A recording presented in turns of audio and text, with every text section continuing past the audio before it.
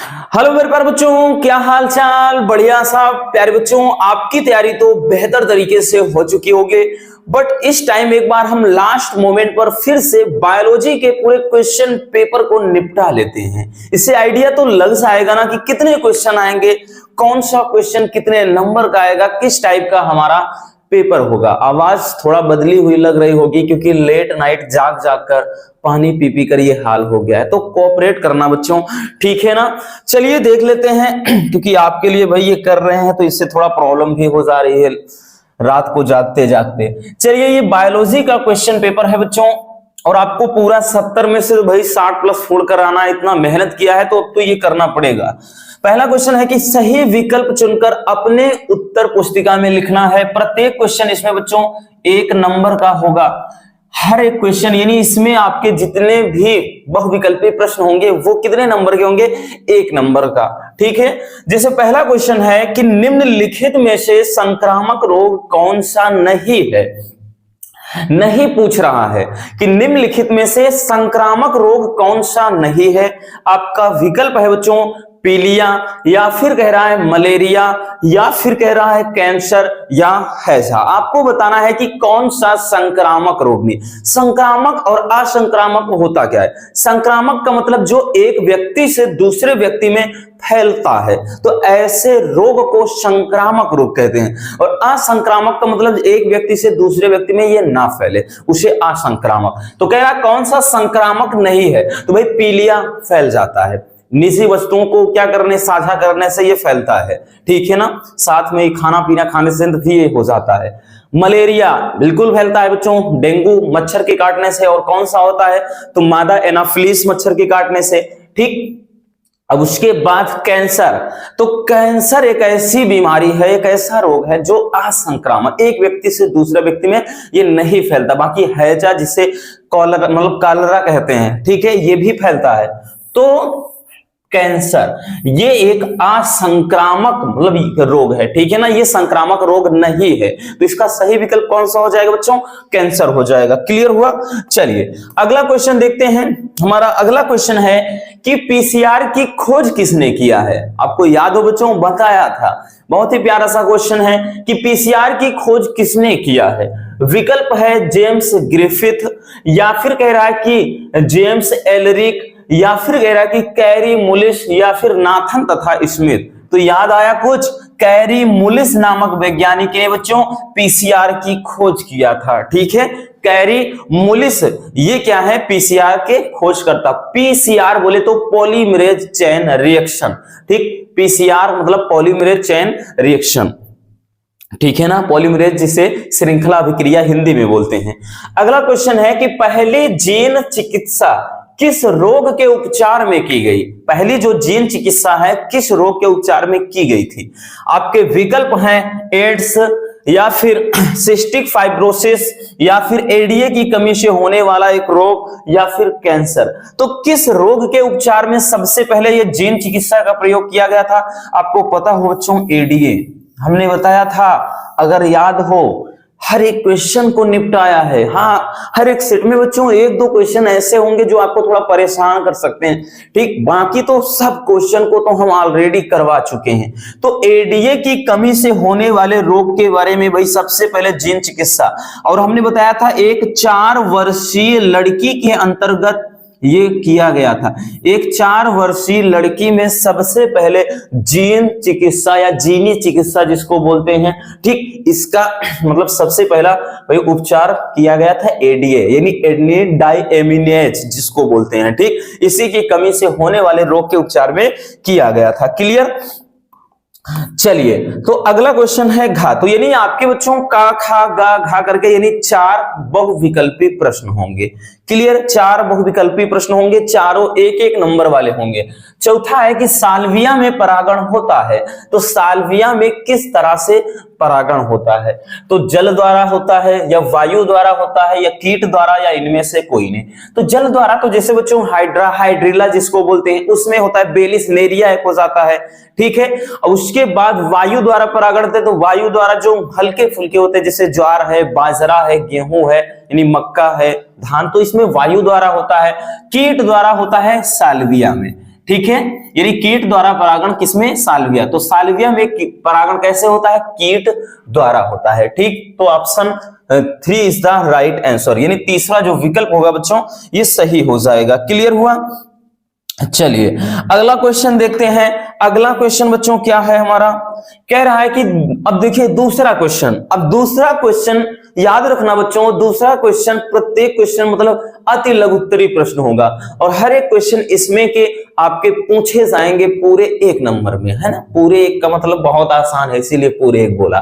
ठीक, तो हर एक क्वेश्चन 1-1 नंबर का इसमें का होगा। ठीक, चलिए देख लेते हैं किस टाइप के क्वेश्चन इसमें पूछे जाएंगे। देखिएगा, कह रहा है कि शुक्राणु में एक्रोसोम का क्या महत्व होता है? पहला क्वेश्चन। दूसरे का है, यानी पहला क्वेश्चन है कि शुक्राणु में एक्रोसोम का क्या महत्व होता है। अब जैसे बच्चों जो शुक्राणु में देखिए इस तरह से स्ट्रक्चर होती है, इस तरह से, ठीक है, और यहां से आने के बाद इस तरह से संरचना, फिर उसके बाद यहां से ऐसे, ठीक है ना, ऐसे करके पुच्छ के रूप में बन जाता है। तो ये जो पार्ट होता है ना, ये वाला जो पार्ट होता है इसी को कहा जाता है एक्रोसोम। क्या बोलते हैं बच्चों? एक्रोसोम। तो बोल रहा है कि एक्रोसोम का काम क्या होता है, इसका भाई क्या महत्व है। ठीक है, तो एक्रोसोम ध्यान से समझिएगा बच्चों, ये क्या करता है? अंडाणु को, क्योंकि अगर एक्रोसोम को ही काट कर निकाल दिया जाए, कभी कभार क्वेश्चन ऐसे पूछता है यदि एक्रोसोम को काट कर निकाल दिया जाए तो क्या होगा। तो बच्चों जाहिर सी बात है निषेचन की प्रक्रिया होगी ही नहीं, क्योंकि जो शुक्राणु का अगला वाला जो भाग होता है, अग्रपिंडक जो होता है एक्रोसोम, ये क्या करता है? ये मतलब इसमें विशेष प्रकार के एंजाइम का स्राव होता है जो अंडाणु की झिल्ली को भेदने की क्षमता रखता है, यानी उसकी अंडाणु की जो बाहर की झिल्ली है उसको गला देता है और शुक्राणु का अगला वाला जो ये हिस्सा है उसी में घुस जाता है, बाकी हिस्सा टूट करके बाहर निकल जाता है। ठीक है, यानी जैसे कोई अंडाणु है और ये शुक्राणु जैसे बाहर से आया है बच्चों, तो इसमें क्या है, इतना भाग यानी अंदर वाला भाग चला जाता है और ये बाहर ऐसे कट करके ये छूट जाता है। ठीक है, तो कहने का मतलब क्या है कि ये जो एक्रोसोम होता है ये अंडाणु की झिल्ली को भेदने का काम करता है। ठीक है, तो यह क्या करता है बच्चों? यह अंडाणु की झिल्ली को, जो बाहर की झिल्ली होती है, अंडाणु की झिल्ली को भेदने का काम करता है, भेदने का कार्य करता है। ठीक, अंडाणु की झिल्ली को भेदने का कार्य करता है, भाई भेद देता है तो मतलब आसानी से शुक्राणु जो है उसमें प्रवेश कर जाता है अंडाणु में। ठीक है, चलिए अगला क्वेश्चन कह रहा है कि सर्वग्राही तथा सर्वदाता रुधिर वर्ग कौन से हैं, उनके नाम लिखना है। तो बच्चों सर्वदाही मतलब सर्वदाता सर्वग्राही तो हमको पता है, तो सर्वग्राही कौन सा होता है? सर्वग्राही पूछ रहा है और पूछ रहा है कि सर्वदाता तो सर्वग्राही और सर्वदाता की बात कर रहा है। तो सर्वग्राही कौन सा होता है? तो भाई हमें पता है कि जो रुधिर वर्ग AB होता है, यानी जिसका AB है, जिस पुरुष का AB रुधिर वर्ग है वो सर्वग्राही होता है, यानी किसी से भी ले सकता है। और सर्व जो दाता है वो ब्लड ग्रुप O वाला होता है, वो किसी भी को भी वो ब्लड डोनेट कर सकता है।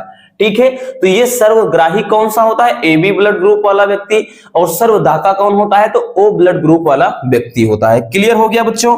चलिए अगला क्वेश्चन देखिए, कह रहा है कि एक द्विरज्जुक DNA में 20% साइटोसिन है, तो कह रहा है एडेनिन, तो डीएनए में मिलने वाले एडेनिन की प्रतिशत की गणना करना है। देखिए ये क्वेश्चन भी बहुत ही इंपॉर्टेंट है। ठीक है, काफी ज्यादा लाजवाब है बच्चों। कह रहा है कि एक द्विरज्जुक डीएनए में 20% साइटोसिन है, तो कह रहा है एडेनिन कितना होगा। अगर आपने 4 गाफ का नियम पढ़ा होगा, और हमने बताया भी है 4 गाफ का नियम 3 नंबर वाले क्वेश्चन में, 2 नंबर वाले में भी करवाया है। तो 4 गाफ का नियम ये कहता है कि जो एडेनिन प्लस थाइमिन होता है इसका योग ग्वानिन प्लस साइटोसिन के बराबर होता है। ठीक है, ये कहता है 4 गाफ का नियम।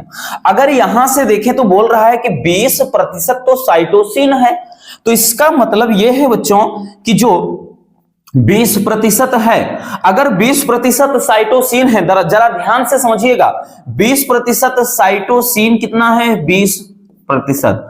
अब जो साइटोसिन की मात्रा है इसके भी बराबर होगी, तो यानी ग्वानिन भी कितना होगा?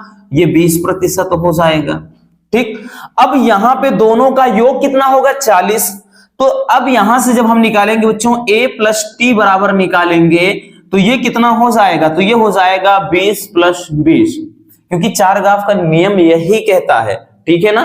तो ये जब बराबर हो जाएगा तो A प्लस, ठीक, A प्लस, अब यहां पे ध्यान देना, कहां गया भाई? एक मिनट। तो मतलब इन दोनों का योग पहले निकाल लेंगे। C plus D, guanine plus cytosine, ये कितना? 40%। अब देखिए 40% ये है, और दुनिया में सभी चीजें अपने आप में कितनी परसेंट होती हैं? 100%। तो जब हम यहां से निकालेंगे A plus T, adenine plus thymine, तो 100 में से बच्चों हम क्या करेंगे? 40 माइनस कर देंगे, तो कितना आ जाएगा? 60% आ जाएगा। लेकिन ये A प्लस क्या आया है? तो ये A प्लस टी आया है, एडेनिन प्लस थाइमिन। इसका मतलब जो है कि इसमें अब एडेनिन भी कितना, क्योंकि इनकी एडेनिन की मात्रा थाइमिन के बराबर होती है, ग्वानिन की मात्रा साइटोसिन के बराबर होती है। चारगाफ में नियम भी पढ़ा है, डीएनए की वाटसन तथा क्रिक सिद्धांत में भी आपने पढ़ा है। तो इसमें क्या होता है कि भाई अब जब अलग अलग करेंगे तो एडेनिन की मात्रा भी 30% हो जाएगी और थाइमिन की मात्रा भी 30% हो जाएगी। इस तरीके से निकालते हैं चारगाफ के नियम से। चारगाफ के नियम से बच्चों इस तरीके से निकाला जाता है। ठीक है ना? तो इस तरीके से हम निकाल सकते हैं। आप चाहे जो यहां पर दे दे, आप बस ऐसे आराम से निकाल पाएंगे। क्लियर?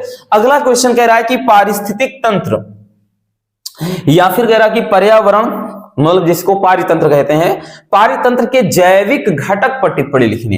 तो जैविक घटक किसे कहते हैं बच्चों? जैविक घटक। ठीक, तो क्या है पर्यावरण के जैविक घटक? इसके अंतर्गत जो सूक्ष्म जीव होते हैं, ठीक, सूक्ष्म जीव, ठीक, और उसके बाद पेड़ पौधे तथा जो अन्य जंतु होते हैं, ठीक, ये क्या होते हैं बच्चों? जैविक घटक होते हैं, जैविक घटक। ठीक, सूक्ष्म जीव, पेड़ पौधे तथा जंतु, ये सबके सब क्या होते हैं? ये जैविक घटक, मतलब अन्य जो जीव जंतु होते हैं जैविक घटक होते हैं। अब जैविक घटक ये होते हैं, ध्यान से समझिएगा एक चीज। और इनको अगर हम बात करें बच्चों, तो इनको जो बांटा गया है, किस रूप में बांटा गया है? तो इनको श्रेणियों में बात करें तो इनको पहला तो उत्पादक, जो पेड़ पौधे हैं उत्पादक हैं, उत्पादक, उपभोक्ता में जितने भी शाकाहारी, मांसाहारी, सर्वाहारी सब इसमें आ जाएंगे। और जो सूक्ष्म जीव हैं वो आते हैं किसमें? अपघटक में, अपघटक। ठीक, तो ये हो जाता है। ठीक है ना? क्योंकि एक नंबर वाला क्वेश्चन है तो बहुत ज्यादा डीपली जाना है नहीं। एक नंबर वाला जो क्वेश्चन होगा तो भाई उसको उसी के अकॉर्डिंग लिखना है कि हाँ जितने में पूछा जाए। ठीक, तो इस तरीके से बच्चों आपका एक नंबर वाला क्वेश्चन पूछा जाएगा। तो इसमें 5 क्वेश्चन होते हैं, तो यहां तो 4 हैं। चलिए अगला क्वेश्चन देख लेते हैं कि किस टाइप का मतलब होगा। ठीक, अगला क्वेश्चन देखिएगा, बोल रहा है कि सिरका उत्पादन में किन जीवाणुओं का उपयोग किया जाता है?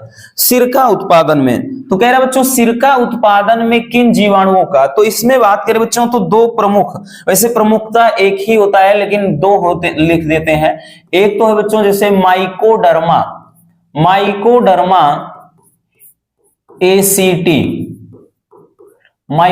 एसीटी, दूसरा है एसिटोबैक्टर एसीटी,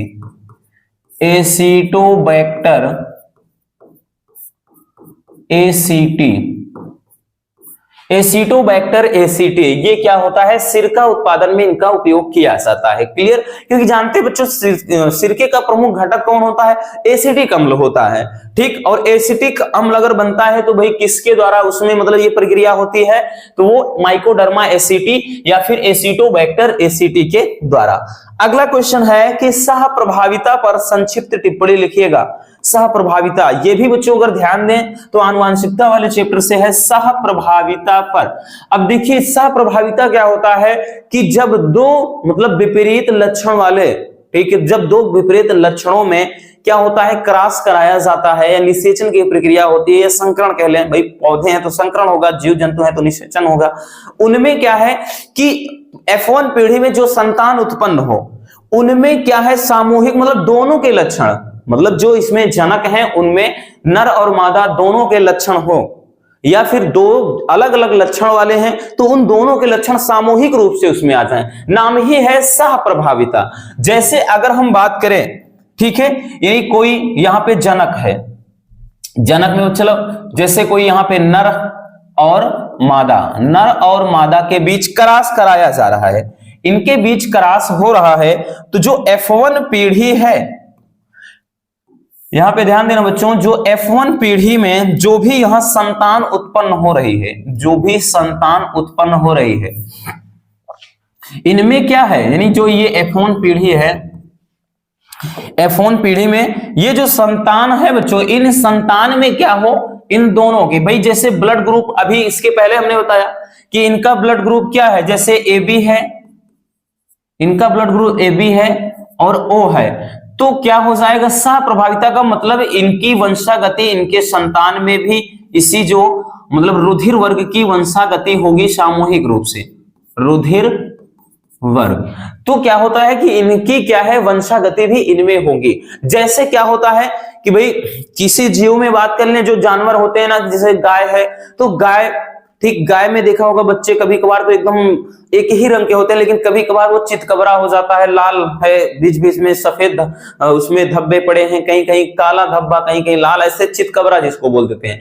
तो ये क्या होते हैं, मतलब दोनों के लक्षण, दोनों के जो जनक के ये जो जनक है, इन दोनों के लक्षण इनमें आ जाए, किसी एक का प्रभावी ना हो पाए। भाई एक का प्रभावी होता है सहप्रभाविता, जब पूरी तरह से नहीं प्रभावी होता है तो उसे अपूर्ण प्रभाविता कहते हैं, लेकिन दोनों के साथ ही इसमें लक्षण दिखाई दे जाएं तो उसको बोलते हैं सहप्रभाविता। अब तो क्लियर हो गया होगा, जब नर व मादा के दोनों के लक्षण उनकी संतान में दिखाई पड़ती है तो वो सहप्रभाविता होती है। ठीक, जैसे हमने बताया ना कि जंतुओं का चितकबरा होना, और उसके बाद जैसे रुधिर वर्ग की वंशागति, सीधी सी बात है, इसके एग्जाम्पल में लिखेंगे बच्चों कि रुधिर वर्ग की वंशागति, रुधिर वर्ग की वंशागति, ये मतलब रुधिर वर्ग क्या है, सामूहिक रूप से उनके संतानों में पहुंच जाए। तो अगला है कि पराग कण का स्वच्छ व नामांकित चित्र बनाना है। भाई तो इसको थोड़ा हम रफ कर देते हैं, अब इसको कोई नहीं काम है। देखिए कह रहा है कि पराग कण का, ठीक, पराग कण का आपका स्वच्छ व नामांकित चित्र बनाना है। तो बच्चों पराग कण का चित्र कैसे बनता है, ठीक, इस तरह से बनता है, इस तरह से बनता है, ठीक है ना।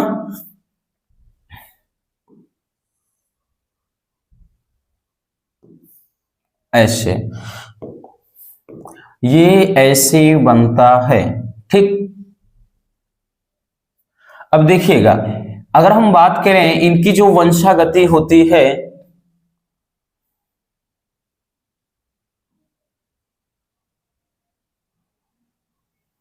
इस तरीके से होती है, ठीक है ना, ऐसे। ये जनन छिद्र होता है। एक मिनट भाई, पूरा मिटाना पड़ेगा, पूरा गड़बड़ हो गया। 1 मिनट कोऑपरेट करिए बच्चों, पूरा ही मिटाना पड़ेगा भाई, थोड़ा सा गड़बड़ हो गया। देखिए इसमें होता क्या है, अब देखिएगा बच्चों, इसमें जो होता है कि ये जो भाग इस तरह से बना है, ये भाग कहलाता है, इसको बोलते हैं जनन छिद्र। अब इसके चारों तरफ एक मोटी, हम बात करें तो इसके चारों तरफ एक मोटी क्या होती है, लेयर होती है, ठीक, एक खुरदुरी परत होती है।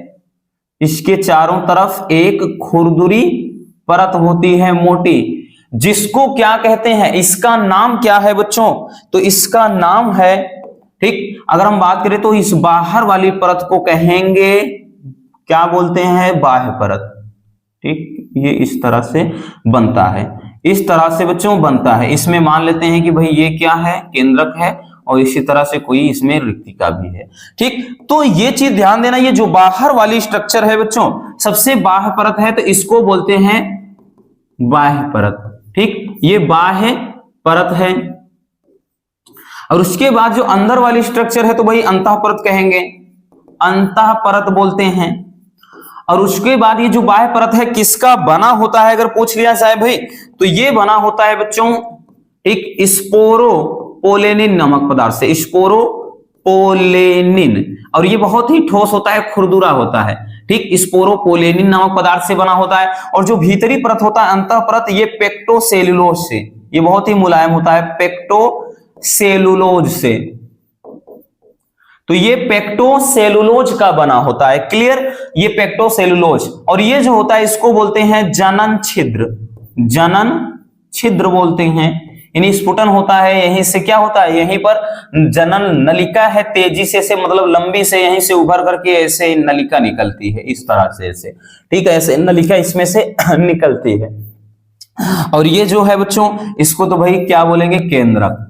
ठीक, क्या बोलते हैं, केंद्रक। तो ये एक पराग कण की क्या होता है, स्ट्रक्चर होता है। तो मतलब एक मॉडल है बस कि भाई आपका एग्जाम में एक क्या है, फिगर वाला क्वेश्चन भी दिखाई पड़ेगा। क्लियर बच्चों, इसलिए लास्ट टाइम में एक बार सब जितने इंपॉर्टेंट फिगर बताया है हमने, उसको तो जरूर एक बार देख करके ही जाना, नहीं तो हो जाएगा धोखा। अगला क्वेश्चन कह रहा है कि पोलियो पर संक्षिप्त टिप्पणी लिखिए। अब देखिए बच्चों, पोलियो की बात करें तो पोलियो होता क्या है, तो ये एक ऐसा रोग है, ठीक, ये भी पोलियो वायरस के द्वारा होता है, इसका नाम ही है पोलियो। ठीक, पोलियो वायरस के द्वारा होता है, तो पोलियो विषाणु के द्वारा होता है। इसमें क्या होता है कि ये प्रभावित किसको करता है, तो ये भी प्रभावित करता है सबसे ज्यादा, ये प्रभावित करता है किसको, तंत्रिका तंत्र को। किसको बच्चों, तो ये करता है तंत्रिका तंत्र को, तंत्रिका तंत्र।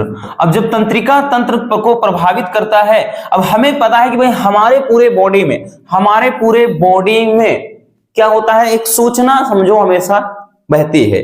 तो चाहे जहां हमारे शरीर में भाई हाथ में चोट लग जाए, उंगली में चोट लग रही, पैर में चोट लग रहा है, शरीर में अन्य जगह कहीं पर कोई दोष है, तो इसका सबसे पहले जो सूचना जाती है वो दिमाग में। कहां पर जाती है बच्चों, मस्तिष्क में जाती है। तो वहीं से ये सारी क्रियाएं, एक्टिविटीज संचालित होती हैं।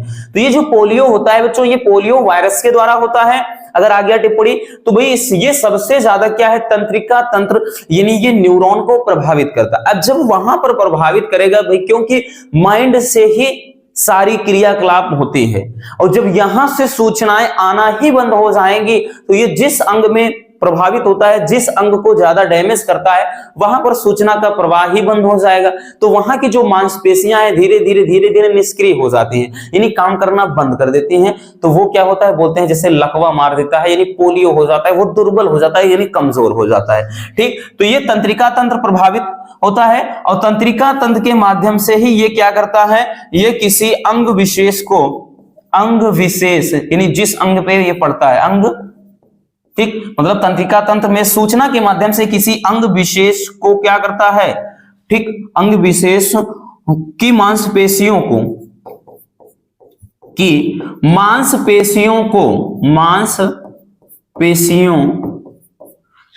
को प्रभावित करके उनकी क्रियाविधि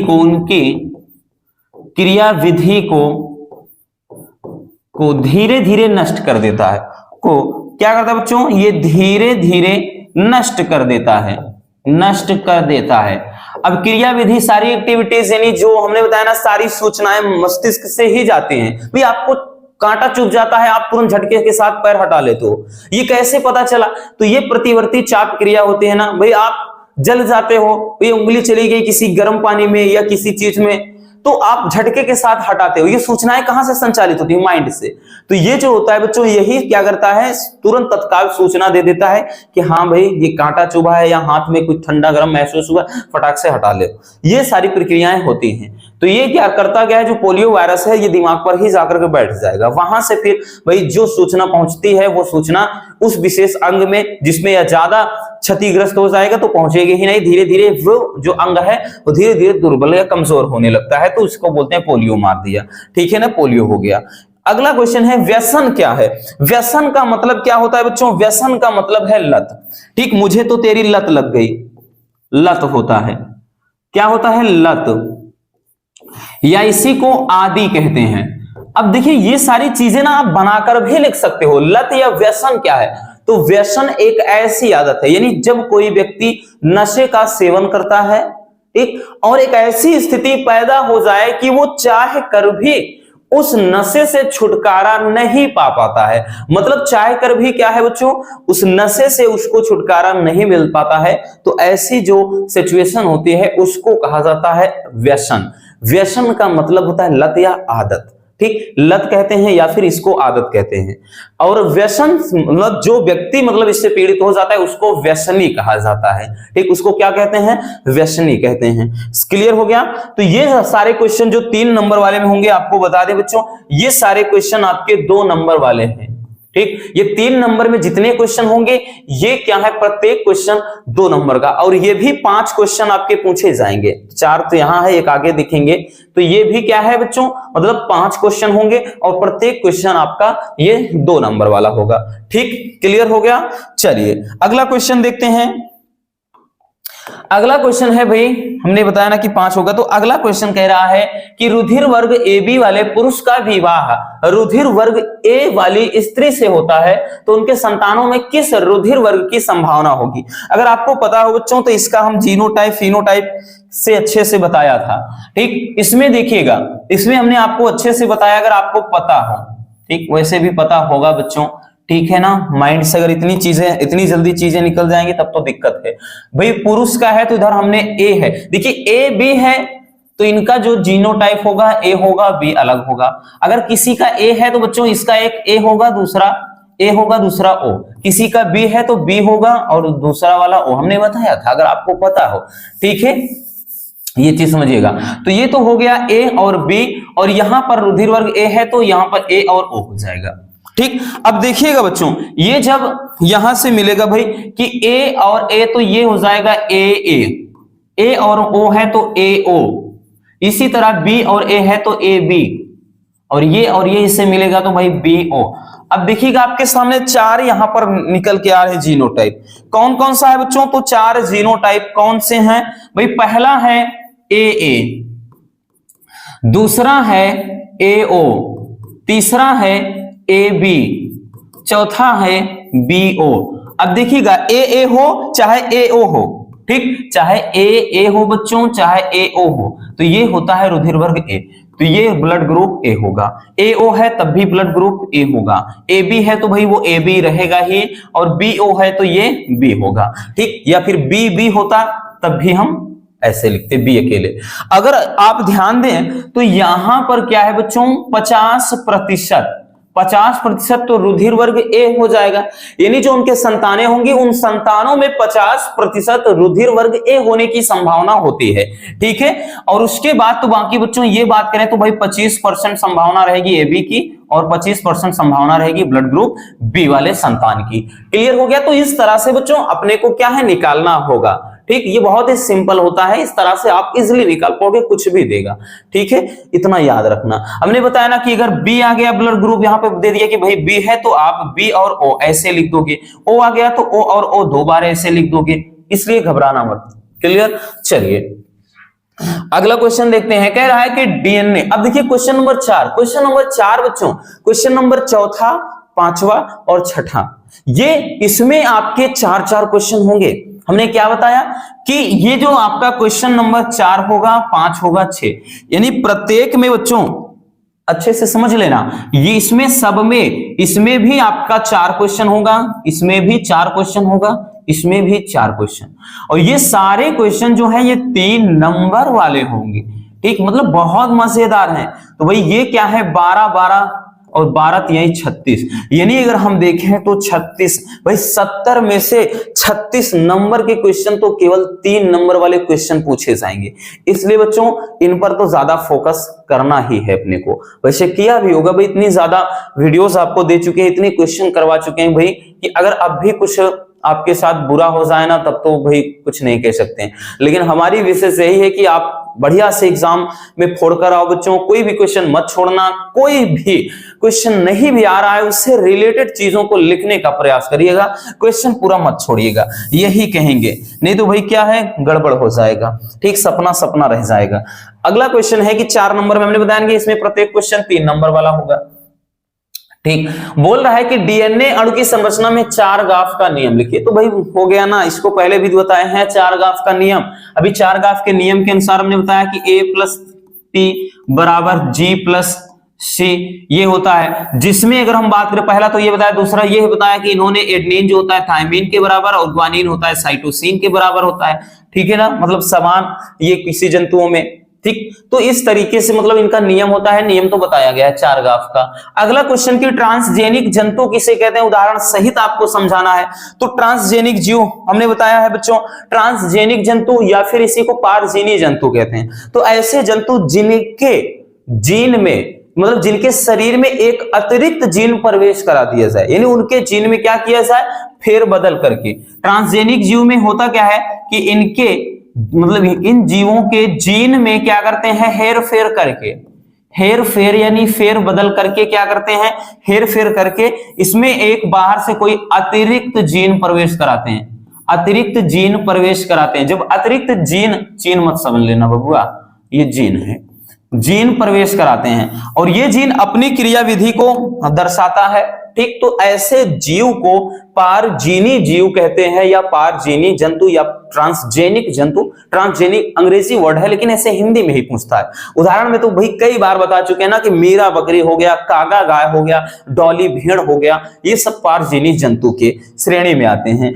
अगला क्वेश्चन है कि स्वपरागण की अपेक्षा परपरागण अधिक उपयोगी क्यों है। चलिए देखते हैं बच्चों क्यों है। देखिए हम बात करें बच्चों तो ये जो परपरागण होता है, परपरागण, तो परपरागण प्रक्रिया में इसमें ध्यान देना कि जो पौधे होते हैं, इसमें जो पौधे होते हैं इनमें कई लक्षण क्या हैं, दिखाई पड़ते हैं। यानी देखिए स्वपरागण, सबसे पहली बात तो बच्चों जो स्वपरागण जिनमें सेल्फ पॉलिनेशन होता है उनके पौधे कमजोर होते हैं, रोग प्रतिरोधक क्षमता कम होती है, ठीक है ना, मतलब क्या है, और इनमें किसी नए लक्षणों का विकास नहीं होता, सबसे बड़ी कमी।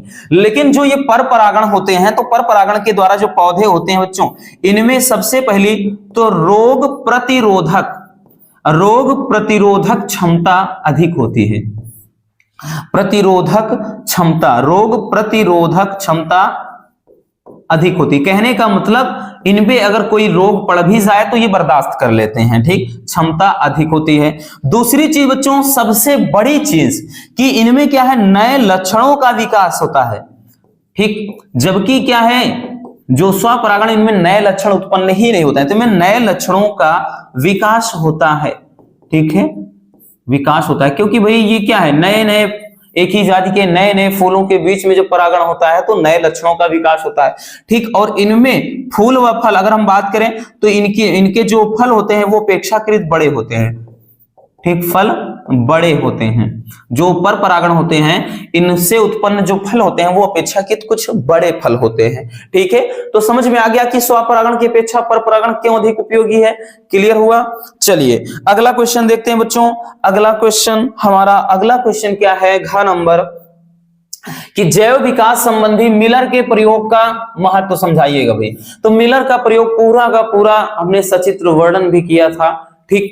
बाकी ये अगर आप देखना चाहते हैं तो भाई हमने देखिए स्क्रीन पर लगा दिया है, ठीक है, स्क्रीन पर लगा दिया है, जिसमें पूरा का पूरा बताया कि बच्चों मिलर ने क्या किया था। उन्होंने बच्चों की सर्वप्रथम भाई वो बोलते हैं मेथेन और उसके बाद हाइड्रोजन और अमोनिया गैस के मिश्रण को 2:1 के अनुपात में लिया था। फिर उन्होंने एक बड़े से एक गोल पेंदी का फ्लास्क लिया था, उसमें फिर क्या किया बच्चों, उबलता हुआ पानी रखा और उसमें यू आकार पे की एक नली जोड़ा और बाहर ऊपर से एक ऐसे, ठीक है ना, देख रहे होंगे। तो इस तरह से क्या है नली यहाँ पे, और यहाँ पे ला करके उन्होंने क्या किया, यहाँ पर 2 इलेक्ट्रोड लगा दिया और यहाँ से यू आकार की नली ले जा करके यहाँ पे अगर हम बात करें तो ये एक यू आकार की नली से ऐसे मतलब नीचे मोड़ दिया, ठीक, यहाँ से, और इसको संधिमित्र द्वारा प्रवाहित किया, जिससे क्या है जो भी पदार्थ बनता है ये यहाँ पर इकट्ठा हो जाता है, ठीक है। तो इस तरीके से क्या किया और इसको बर्नर की सहायता से गर्म करते हैं ये चीज भी। तो यही क्या होता है मिलर का प्रयोग। मिलर का प्रयोग ये 3 नंबर में पूछा जाएगा, अगर आएगा वैसे किसी ना किसी सेट में 100% है देगा बच्चों, क्योंकि विकास वाला चैप्टर आपका नया जुड़ा है। क्लियर। चलिए अगला क्वेश्चन देखते हैं भाई। अगला क्वेश्चन है कि डीएनए फिंगरप्रिंटिंग तकनीक क्या है, तो उसका महत्व बताना है। तो बताने की क्या जरूरत, बार बार बताया है इसको बच्चों। डीएनए फिंगरप्रिंटिंग एक ऐसी तकनीक है जिसमें किसी रोगी कह रहे हैं, किसी मतलब बलात्कारी, किसी अपराधी या फिर पैतृक की पहचान की जाती है। इसमें लार हो गया, वीर्य हो गया, योनि द्रव हो गया, त्वचा हो गया, इन सबके द्वारा क्या है डीएनए कलेक्ट करते हैं। फिर उसके बाद विभिन्न प्रक्रियाओं के तहत उसमें क्या है किसी भी मतलब संदेश जिस पर होता है उस व्यक्ति से उसके डीएनए को मैच कराते हैं। तो मिल गया, ठीक है, नहीं तो कोई बात नहीं। और इसको अगर देखा जाए तो भाई डीएनए फिंगरप्रिंटिंग की तकनीक की खोज एलेक जेफ्रे नामक वैज्ञानिक ने किया था। किसने? एलेक जेफ्रे, या एलेक कहीं कहीं लिखा रहता है तो एलेक जेफ्रे का है या एलेक जेफ्रे, चाहे यहाँ पर ए आए, एलेक जेफ्रे दोनों एक है, ठीक है, इन्होंने किया था। महत्व तो हमने बता ही दिया कि इसके द्वारा किसकी किसकी पहचान कर सकते हैं। ठीक, अगला है कि जन्मजात व उपार्जित प्रतिरक्षा में अंतर लिखे। तो भाई जन्मजात उपार्जित प्रतिरक्षा में अंतर बताया था बच्चों। जन्मजात प्रतिरक्षा ये जन्म के समय से मौजूद होती है, उपार्जित प्रतिरक्षा ये जन्म के बाद मौजूद होती है। जन्मजात प्रतिरक्षा ये अत्यंत यानी इसकी जो मतलब ये क्या है तुरंत ही एक्टिव होती है, मतलब तुरंत सक्रिय, जैसे कोई रोगाणु शरीर में पहुंचा फटाक से तुरंत उसको नष्ट कर देगी। लेकिन ये क्या है थोड़ा धीमी होती है, ये पहले रोगाणुओं को पहचानेगी, वहां पर बी तथा टी कोशिकाएं बनाएंगी, ठीक, उसके बाद उनको मारती हैं। और जो जन्मजात प्रतिरक्षा ये एक सामान्य नॉर्मल प्रतिरक्षा होती है, उपार्जित ये विशिष्ट प्रतिरक्षा होती है, मतलब एक बार शरीर में ये प्रतिरक्षा बन गई तो ये लाइफ टाइम रहती है। जैसे हमने बताया ना पोलियो का टीका लगता है, चेचक का टीका लगता है, ठीक है, तो ये सब टीका वगैरह सब उपार्जित प्रतिरक्षा में आते हैं। उपार्जित का मतलब जो जन्म के बाद होते हैं, जन्मजात का मतलब जो जन्म से ही रहते हैं। क्लियर। अगला क्वेश्चन कि जैव प्रौद्योगिकी की तकनीक द्वारा उत्पन्न फसल को क्या कहते हैं। तो भाई इस फसल को क्या कहते हैं, तो बीटी फसल कहते हैं। और कह रहा है कि इन फसलों के 2 लाभ लिखना है, इनको कहते हैं क्या है बीटी फसल।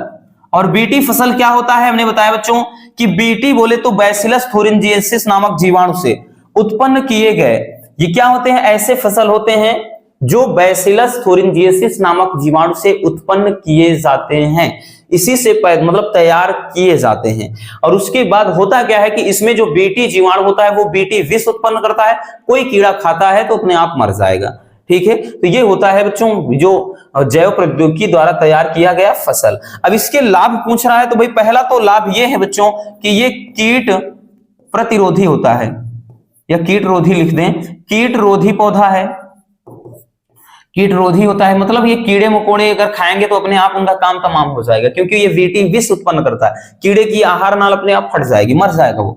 दूसरा है बच्चों, ठीक है ना, दूसरा होता है कि इसकी पैदावार अधिक होती है, ठीक, अधिक होती है, यानी इसकी उपज बहुत ही बढ़िया होती है, ठीक है। इसको क्या है मतलब बायोटेक्नोलॉजी के द्वारा तैयार किया जाता है, तो इसकी जो उपज है वो नॉर्मल फसल से कई गुना अधिक होती है। क्लियर हो गया।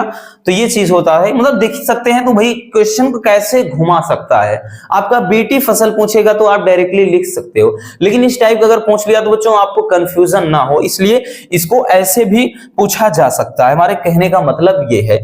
अगला क्वेश्चन देखते हैं बच्चों। अगला क्वेश्चन है कि कृत्रिम परागण पर संक्षिप्त टिप्पणी लिखिएगा। कृत्रिम परागण किसे कहते हैं? कृत्रिम परागण या इसी को बैंगिंग या इसी को बोरा वस्त्राकरण कई नाम से जानता है, चाहे बैंगिंग कह देगा या बोरा वस्त्राकरण कहेगा या कृत्रिम परागण। अब देखिए कृत्रिम परागण में हम बात करें बच्चों तो इसमें तो भाई 2 होती है, एक विपुंसन होती है, विपुंसन होती है, और दूसरा क्या होता है बैंगिंग या बोरा वस्त्राकरण। इसमें करते क्या है, इसमें देखिए बैंगिंग या बोरा वस्त्राकरण में करते क्या है, ध्यान से सुन लीजिए एकदम क्लियर हो जाएगा, ठीक है, क्योंकि बच्चों इसको तो नहीं बताया है, मतलब लेटेस्ट वीडियो, बाकी पुराने वीडियोस में तो बताया है, भाई आ गया तो दिक्कत हो सकता है। तो देखिएगा इसमें बच्चों कृत्रिम परागण में सबसे पहले जो कोई पौधा होता है उस पौधे में भाई नर पुष्प भी होंगे मादा पुष्प भी, तो उसमें से क्या है कि पुष्प के नर वाले भाग को काट देते हैं। क्या हमने बोला कि सबसे पहले जो पौधा होता है उस पौधे के नर वाले यानी उस फूल के नर वाले भाग को काट देते हैं। काटने के बाद पॉलीथीन से बांध दिया जाता है उस फूल को। क्यों? ताकि बाहर से कोई परागकण उस पर ना पहुंच सके। इसलिए फिर करते क्या है कि अपनी इच्छा अनुसार उसी जाति के किसी पौधे के परागकण को लाते हैं, पॉलीथीन को खोल करके उस फूल पर मतलब परागकण को छिड़क दिया जाता है, या फिर हम कह रहे हैं फूल पर उसको धीरे धीरे रगड़ देते हैं। तो जो दूसरे वाले जो आपने लाया है उस पर जब रगड़ देंगे तो ये कृत्रिम रूप से परागण हो रहा है, क्योंकि मनुष्यों द्वारा होने वाले परागण को ही कहते हैं कृत्रिम परागण। अब कृत्रिम रूप से परागण हो जाएगा, परागण जब कर देते हैं यही परागण उस पर झाड़ देंगे, फिर से पॉलीथीन से ढक देते हैं, फिर उसके बाद जो फल उसमें तैयार होता है वो बहुत ही ज्यादा ठीक एकदम फ्रेश और बढ़िया होता है।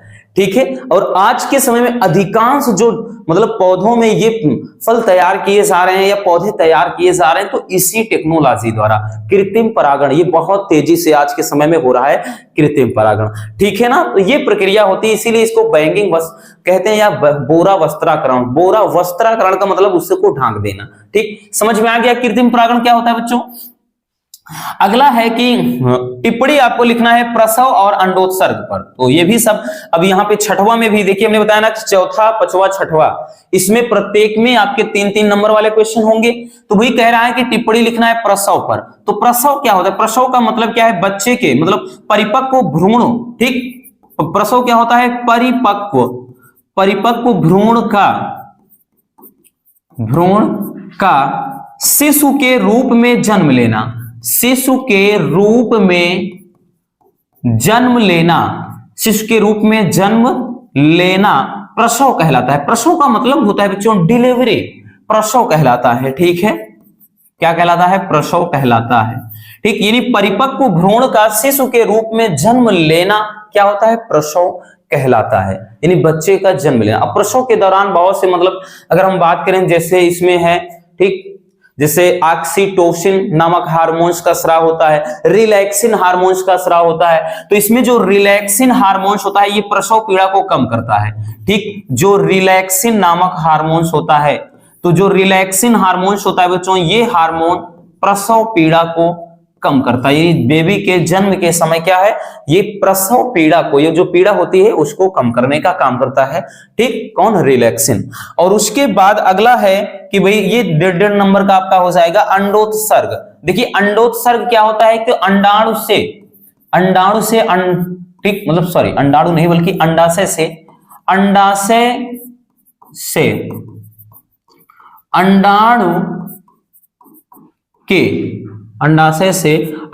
के बाहर निकलने की प्रक्रिया को क्या कहते हैं बच्चों? अंडोत्सर्ग कहते हैं। अंडोत्सर्ग कहते हैं। ठीक, देखिए अंडो उत्सर्ग, अंडो का मतलब यहाँ पे अंडाणुओं का, उत्सर्ग मतलब बाहर निकलना।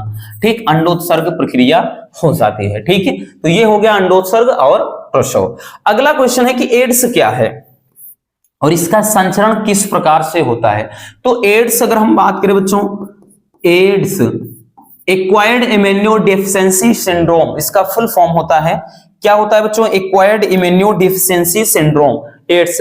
और बाकी बात करें तो किस वायरस के कारण? HIV, ह्यूमन इम्यूनो वायरस जिसको बोलते हैं। ठीक, तो HIV वायरस के द्वारा ये फैलने वाला बीमारी होता है। ये एक घातक मतलब कौन सा रोग है? तो यौन संबंधी रोग है, यौन संक्रामक बीमारी है। ठीक है, अभी तक बात करें बच्चों तो एड्स एक ऐसी बीमारी है जिसका जो अभी तक लाइलाज है, यानी एड्स का कोई इलाज ही नहीं है। अभी तक इसका कोई इलाज बना ही नहीं है। ठीक, कोई एंटीडोज ही नहीं बना है जो एड्स को दूर कर सके। ठीक है, अगर एक बार जिसको हो गया तो भाई यूं समझिए कि वो उसकी कहानी खत्म, इसकी मतलब इसका इलाज ही नहीं है, एक लाइलाज बीमारी है। तो वही इसका फुल फॉर्म हमने बताया, acquired immunodeficiency syndrome HIV virus के द्वारा होता है। ये एक लाइलाज बीमारी है बच्चों। और इसका संचरण किस प्रकार होता है? तो भाई संचरण की बात करें तो यौन संबंध से, ठीक, यौन संबंध। अब यौन संबंध में असुरक्षित यौन संबंध, जैसे बिना रोध या रोधक, जैसे होता नहीं कि भाई कॉपर्टी होता है, फीमेल में भी जैसे कंडोम का प्रयोग किया जाता है। हालांकि मार्केट में प्रचलन में पुरुष द्वारा इस्तेमाल किए जाने वाले ज्यादा होते हैं कंडोम, जिसको निरोध के नाम से जाना जाता है। तो भाई अगर उनका प्रयोग नहीं किया जाएगा तो ये क्या हो जाएगा, अगर किसी के अंदर सेक्सुअल डिसऑर्डर है तो वो किसी मतलब एक हेल्दी व्यक्ति से, मतलब क्या कहते हैं, एक संक्रमित व्यक्ति से किसी हेल्दी पर्सन में जा सकती है, क्योंकि ये हमने बताया ना कि एक बहुत ही घातक बीमारी होती है। तो यौन संबंध स्थापित करने से बच्चों, ठीक, स्थापित, और यौन संबंध किसके, तो जो संक्रमित व्यक्ति हैं उनके साथ, ठीक, जो संक्रमित व्यक्ति हैं उनके साथ अगर यौन संबंध स्थापित किया जाएगा तो हो जाएगा, ठीक है ना। जैसे अगर कोई पुरुष क्या है भाई, अगर कोई ऐसा पुरुष मतलब जो नॉर्मल है किसी ऐसी महिला के साथ संबंध बनाता है जिसको ये चीज है, पहली बात तो ये केसेस ना पुरुषों में ही होती, महिलाओं में ना के बराबर होती है, समझिए, होती ही नहीं है, ठीक है। तो ये चीज होता है कि भाई क्या हो जाएगा, अगर वो किसी से संबंध रखता है तो हो जाएगा उसको, ठीक, यौन संबंध स्थापित करने से। दूसरी चीज बच्चों, जैसे यहां पे रक्ताघान से, ठीक, यानी जो ब्लड डोनेट करते हैं, और या फिर भाई इसको कैसे संचरण हो सकता है, जैसे हमने बताया कि जैसे सुई द्वारा नशीले पदार्थों को लेने से, अब सुई द्वारा इसलिए कि बच्चों मान लेते हैं जैसे होता है ना कि जो ड्रग्स वगैरह लेते हैं, देखा होगा कि इंजेक्शन के द्वारा भी लेते हैं, तो पता चले उसमें 10 लड़के हैं या फिर उसमें 10 लड़कियां ऐसी हैं जिनको ये पता चले है, तो अगर इंजेक्शन से, उसी इंजेक्शन से हर कोई ड्रग ले रहा है, हर कोई नशा ले रहा है, मतलब नशा कर रहा है, तो अगर किसी के अंदर है तो ब्लड के माध्यम से आराम से फैल जाएगा, क्योंकि ये छुआछूत वाली बीमारी नहीं है, ठीक, कि किसी का शरीर छू लिया ऐसे बाहर से हो जाएगी, नहीं, जब तक कि भाई उनके ब्लड का, अगर जैसे कोई हजामत बनवा रहा है यानी दाढ़ी शेविंग करवा रहा है, अगर उसको हुआ है, अगर कट लग गया कहीं पर भाई छुरा से ब्लड निकल आया, तो वो ब्लड क्या है, छुरे में लग गया, तो कोई अदर जाएगा दाढ़ी बनवाना है भाई, बाल अपना कटवाने, तो उसमें क्या है कि उसी से अगर पता चले कि भले ही ब्लेड निकाल दिया, ब्लड के कण उसमें लगे हैं, तो उस व्यक्ति को भी कट जाता है, तो उसके अगर संपर्क में आएगा तो ये फिर हो जा सकता है, मतलब हो सकता है, क्योंकि ये जो वायरस होता है ना बच्चों, ये एक प्रकार की सजीवों और निर्जीवों के बीच की कड़ी होता है, जब तक शरीर से बाहर रहेगा मरा रहेगा, जैसे ही किसी व्यक्ति के संपर्क में आएगा जिंदा हो जाएगा, ठीक है ना। इसीलिए जो वायरस होते हैं इनको सजीवों और निर्जीवों के बीच की कड़ी माना जाता है। क्लियर हो गया। देखिए आनुवांशिक कोड, जेनेटिक कोड क्या होते हैं, ये एक प्रकार के, ये त्रिगुणित होता, मतलब हम बात करें कि ट्रिपल होते हैं, ठीक है, इनका 3-3 का जोड़ा चलता है, ये कॉमा रहित होते हैं, त्रिगुणित वाले, मतलब इसको अनुवांशिक कोड को अगर आपने देखा होगा 3 नंबर वाले में डिटेल से अच्छे समझाया है, नहीं भी आपने देखा है तो एक बार जरूर इस वाले को देख लेना बच्चों, क्योंकि ये बेहद इंपॉर्टेंट है, आनुवांशिक कोड बहुत ही ज्यादा इंपॉर्टेंट है, ठीक, एक बार देख लेना, अभी वक्त है थोड़ा लास्ट टाइम पे, ठीक है।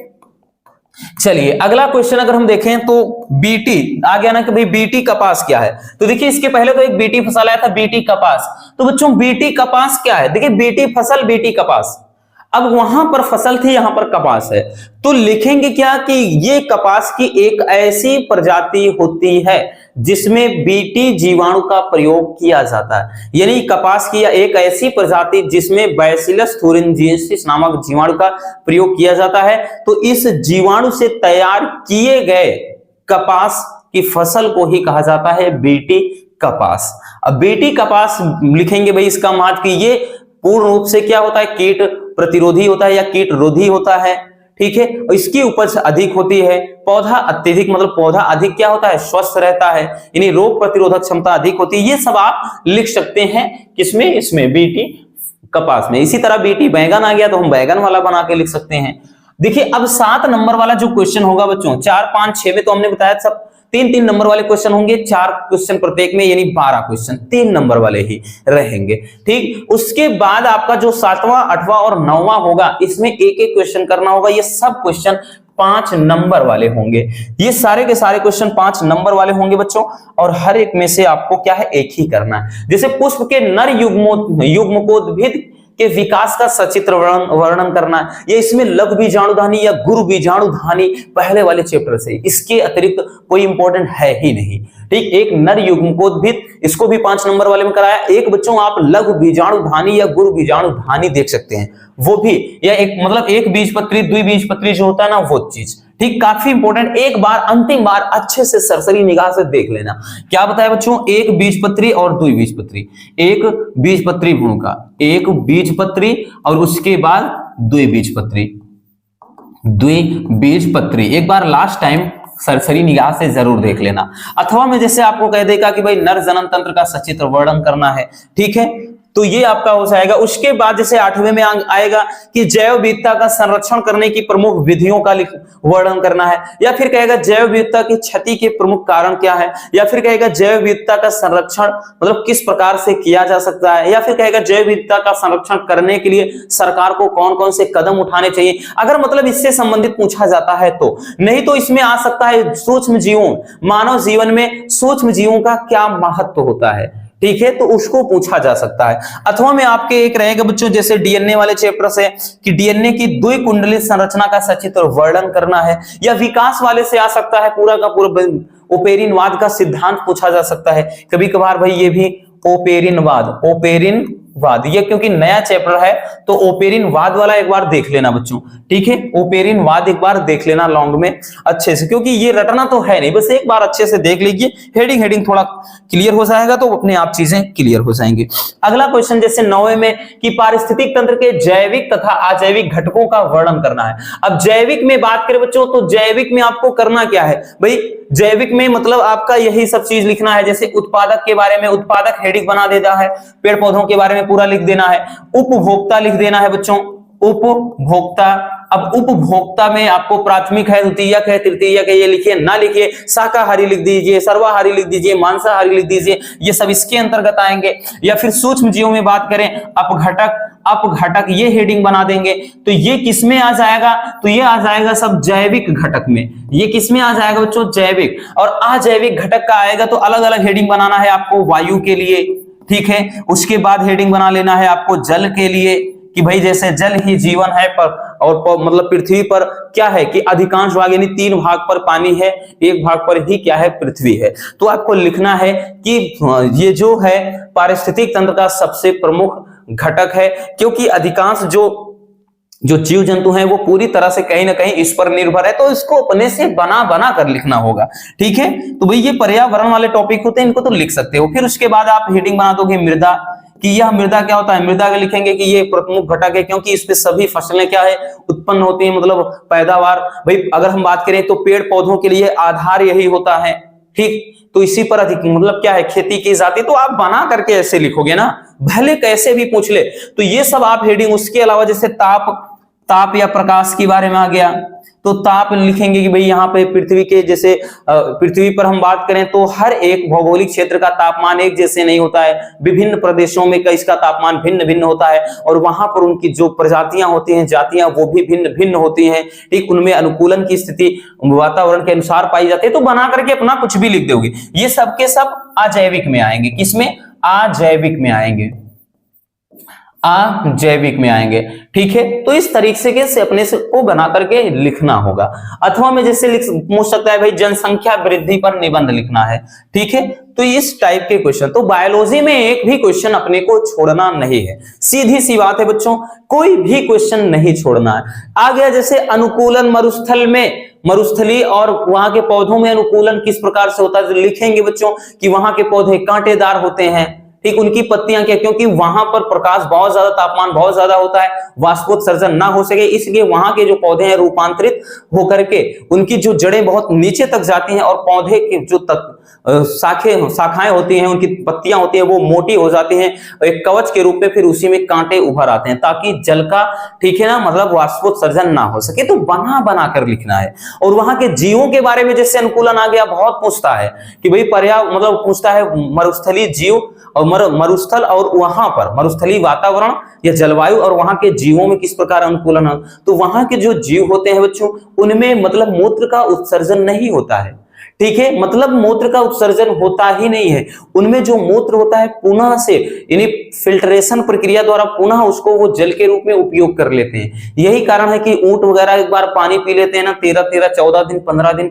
पानी नहीं पिएंगे। ठीक है, उनमें क्योंकि थैली होती है, बार बार उसी का फिल्ट्रेशन होता रहता है, तो उनमें मतलब यूरिन का उतना ज्यादा उत्सर्जन होता ही नहीं है।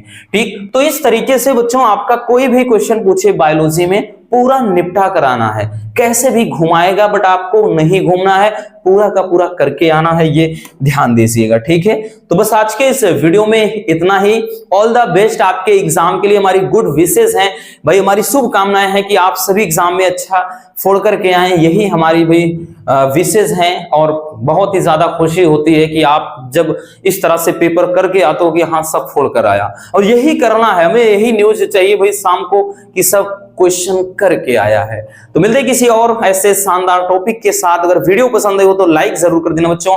Love you, bye bye, take care, और हाँ प्यारा सा कमेंट जरूर कर दीजिएगा।